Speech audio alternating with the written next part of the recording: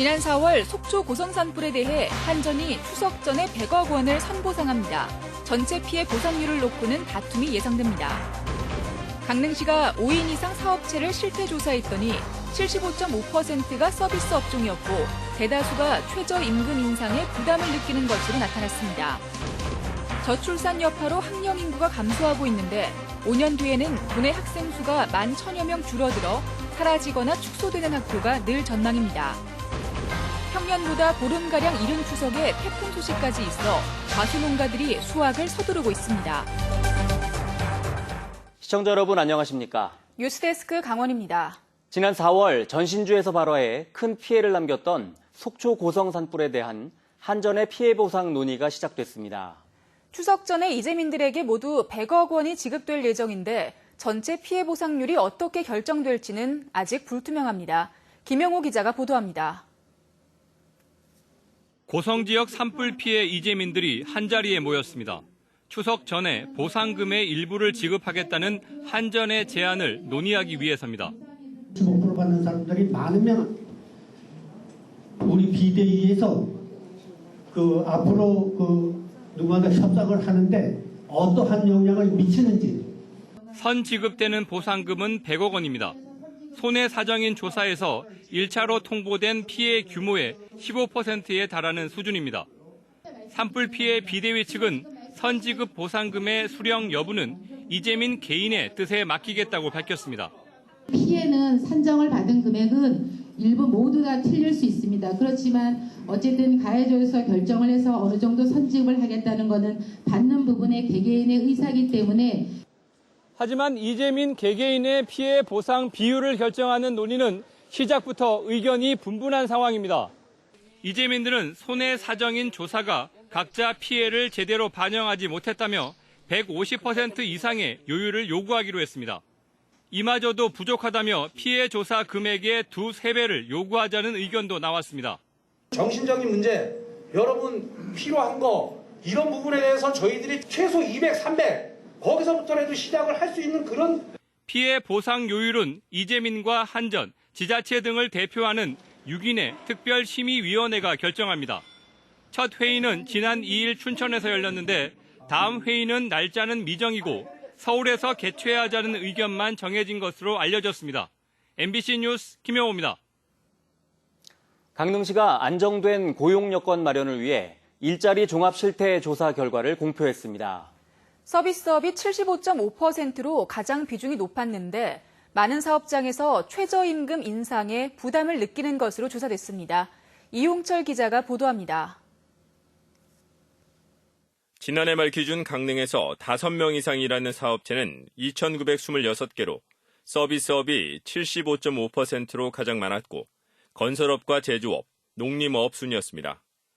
10명 미만 사업체가 58.7%로 가장 많았고 100명 이상 사업체는 1.3%에 그쳤습니다. 연령대별로는 40에서 49세가 29%로 가장 많은 비중을 차지했고 50대와 30대, 20대 순으로 집계됐습니다. 상용직 근로자의 월 평균 책정임금은 198만 5천 원, 임시 일용직 근로자는 148만 5천 원으로 나타났습니다. 강릉시에 있는 5인 이상 사업체를 조사한 결과 서비스업이 가장 많은 비중을 차지했고 연령대별로 보면 40대가 가장 많이 종사한 것으로 나타났습니다. 사업체의 88%는 노동조합이 없었고 임시 일용직 근로자의 4대 보험 가입률은 20%를 밑돌았습니다. 또 사업체의 73.5%는 최저임금 인상에 부담이 컸고 일자리 지원을 받지 않는 업체가 62.3%에 달했습니다. 강릉시는 조사 결과를 활용해 지역 경기를 살리고 안정적인 고용 환경을 만들 계획이라고 밝혔습니다. 서비스업뿐만 아니라 지역의 건설업이라든가 제조업 분야에도 우리 같이 활용해서 전반적으로 이제 경기에 동반성장할 수 있도록 우리가 이제 활용할 것이고 우리 거기에 따른 이제 고용 창출이라든가 지역 경제 발전에도 최선을 다할 것입니다. 올해 처음 실시된 일자리 종합 실태 조사는 앞으로 3년에 한 번씩 실시해 정책 수립에 반영될 예정입니다. MBC 뉴스 이용철입니다. 정부가 국방개혁을 추진하고 있지만 도대체 뭘 어떻게 추진하는지는 주민들에게 제대로 알려지지 않고 있습니다. 이 때문에 국방부가 국방개혁에 대해 주민 설명회를 열었는데 그마저도 파행으로 진행돼 주민들이 반발하고 있습니다. 김상훈 기자입니다. 국방개혁 주민설명회가 예정된 양구 육군 2사단의 한 회의실. 양구 군수와 군의장, 사단장이 앉아야 할 자리에는 커피잔만 덩그러니 놓여 있습니다. 양구군 번영회장을 비롯한 주민들의 자리도 텅텅 비었고 군 관계자만 참석한 현장은 크게 술렁이었습니다.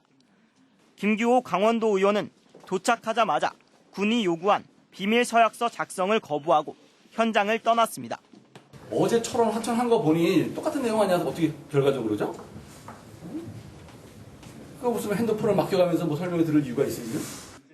이상건 양구군의회 의장도 깜깜이 주민 설명회는 거부하겠다며 참석 거부 선언을 했습니다. 뭔가 보안상의 이유로 서약서를 쓰고 핸드폰을 맡기고 일부 인원만 제한돼서 한 행위에는 군관민이 같이 갈 수 없다라고 하는 그런 부분입니다. 20명이 넘는 양구군 측 참석자가 갑작스레 불참하자 양구 군수와 부군소도 참석을 거부했고 주민 설명회는 처음으로 파행으로 끝났습니다. 설명회는 이걸로서 끝인 건가요? 제가 지금 논의를 해보고요. 제가 이제 부군수 입장이 어떤 건지 또 강원도의 입장이 어떤 건지. 앞서 철원과 화천, 인제에서도 주민 설명회가 열렸지만 모두 군부대에서 진행돼 일부 주민들만 참석이 허가되면서 비판의 목소리가 높았습니다. 27사단이 사내면에 있는데 사내면 해체에 관련돼 가지고 여기 사내면 사람들이 7사람만 들어갔고 그마저도 상생 방안을 협의할 수 있는 열린 소통의 장이 아니었고 국방부의 준비도 부족했다는 지적입니다. 주민 설명회에 대비를 하려면 우리가 질문을 했을 때 다 답변을 해줘야 될 거 아니에요. 근데 그 수치도 모르는 상태. 어느 정도는 맞춰줘야 되는데 그런 거 하나도 모르니까 답변을 못하니까. 접경 지역에 사활이 걸린 국방개혁. 주민들이 납득할 수 있는 상생 방안 마련이 시급해 보입니다. MBC 뉴스 김상훈입니다. 지방선거에 출마한 현직 지자체장의 선거법 위반 관련 자료를 특정 정당에 유출한 선관위 직원에 대한 해임 처분은 정당하다는 판결이 나왔습니다. 춘천지법 행정부는 도내 모 선관위 소속 A씨와 B씨가 도 선관위 위원장을 상대로 낸 해임 처분 취소 소송에서 원고들의 청구를 기각했습니다. A씨와 B씨는 지난해 6.13 지방선거와 관련해 양양군수의 노인회 기부행위 고발 사건과 관련한 수사 자료를 특정 정당 관계자에게 제공해 해임 처분됐었습니다. 재판부는 원고들이 유출한 자료는 직무상 비밀에 해당하며 선관위 업무의 공정성과 중립성을 크게 해쳤다고 밝혔습니다. 인천에서 붉은 수돗물 사고가 발생한 가운데 강원도가 오는 2024년까지 4,676억 원을 들여 상수도를 정비합니다. 강원도는 연말까지 낡은 상수관 정비를 위한 정밀조사와 실시 설계를 마무리하고 내년부터 낡은 상수관 교체를 비롯해 관망 정비와 블록 시스템 구축 등 상수도를 정비할 계획입니다. 상수도 현대화 사업이 끝나면 평균 유수율은 73.7%에서 85% 이상으로 높아질 걸로 기대됩니다.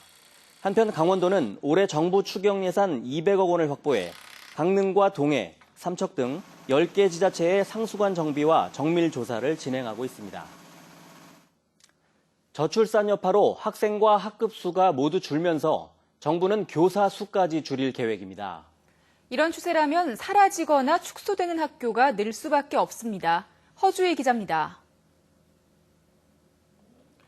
특성화 고등학교에서 화장품 응용과학부 학생들의 실습 수업이 진행되고 있습니다. 지금은 2개 반으로 운영되고 있지만 내년에는 1개 반으로 줄어듭니다. 학령 인구가 줄어드는 상황에서 신입생 지원자마저 줄어들 걸로 예상되자 학급 수도 줄인 겁니다. 상대적으로 특성화고는 좀 낮은 선호도 때문에 아무래도 학령 인구의 그 감소에 따른 영향이 가장 크다라고 볼 수 있을 것 같습니다. 강원도 교육청의 중장기 학생 추계에 따르면 5년 후인 2024년 초중고 학생 수는 14만 4천여 명으로 올해보다 11,000여 명이 줄어들 걸로 예상됩니다. 초등학생은 5년 뒤 6,700명이 줄면서 감소폭이 가장 크고 중학생은 630여 명, 고등학생은 4,200여 명이 감소할 걸로 전망됩니다.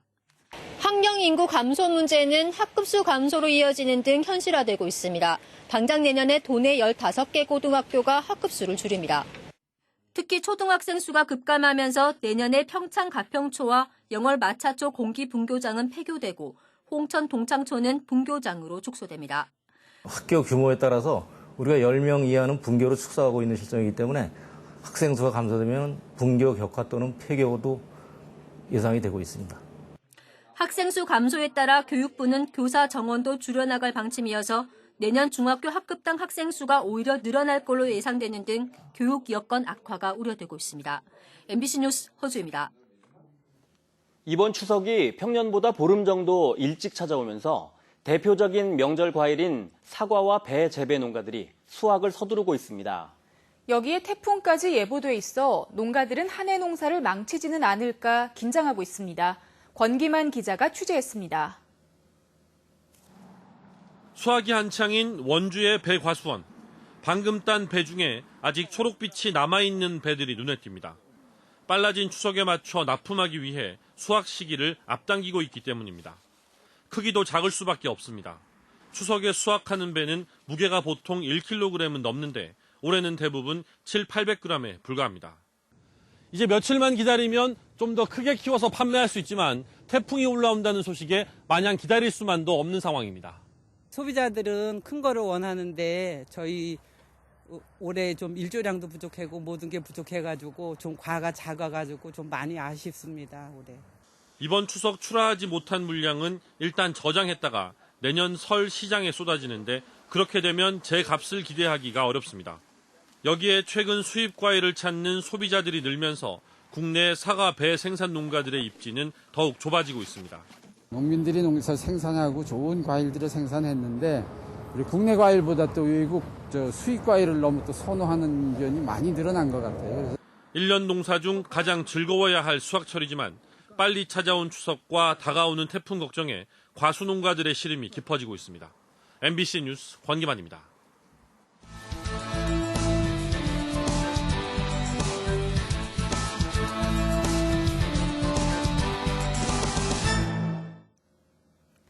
동서 육축고속도로를 서둘러 건설해달라는 청와대 국민청원이 청원 사흘 만에 동의자 5,000명을 넘었습니다. 태백과 정선, 삼척, 동해, 영월과 충북, 단양, 제천 등은 고속도로 조기 착공을 염원하는 지역 민심을 담아 온 오프라인을 통한 국민청원 홍보 활동을 전개해 나갈 계획입니다. 동서 육축고속도로는 지난 2015년까지 평택, 제천 구간을 완공했고 나머지 구간인 제천 삼척 123.2km 구간은 아직 답보 상태입니다.